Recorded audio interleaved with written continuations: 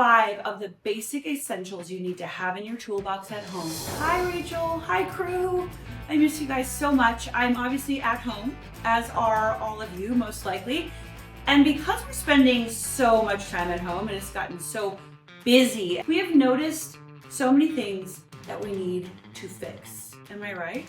So today I want to go over just 5 of the basic essentials you need to have in your toolbox at home in order to get these things done. Let's cross off the irritations and move forward. What do you say? Ready?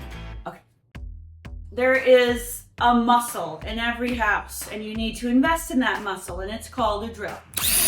Everybody on the planet needs one, whether you're hanging lighting, you're taking a picture down, you're unhinging something, you all need a drill. Now, what I don't want you to do is buy a bad drill.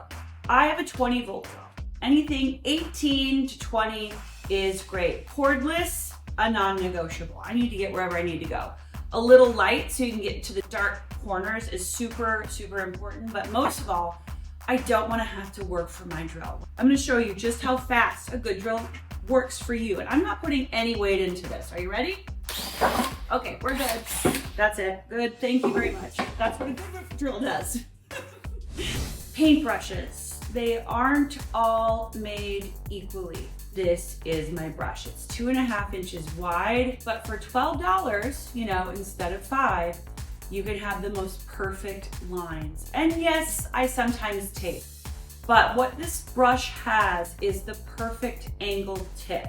So when I'm cutting in on the edge, it has a no drag, so there's no pull of bristles. It also makes a perfectly straight line. And I also love the way the handle feels, and that's really important as far as weight and balance and hand feel, how you use a particular tool. And this one is perfect. A good hammer is crucial. To any renter, owner, any size home, you need a hammer. Hanging up stuff, taking things apart, and putting things together. This guy is by your side. So what I'm gonna say makes a good hammer is the weight and balance of it. It's not too heavy in one direction, so I have to fight to hit. The wood handle fits really nicely, even in the smallest of hands. Also, a nice curved rib claw. When you wanna take stuff out, when you wanna take stuff down, you want a nice curve to this back wing. This is a really pretty one. I really like this hammer. Beyond that, just make sure it has enough muscle for you. Otherwise, you're spending too much time doing the things that you probably don't want to do anyway. Invest. I know you don't expect to see this on my 5 essentials for DIYing, but it's really important. This is an air purifier. Why is this important when you're doing home reno? Well, home reno kicks up dust, it kicks up dander if you have pets, allergies, bacteria, then there's all the fumes from doing home reno, so these are essential.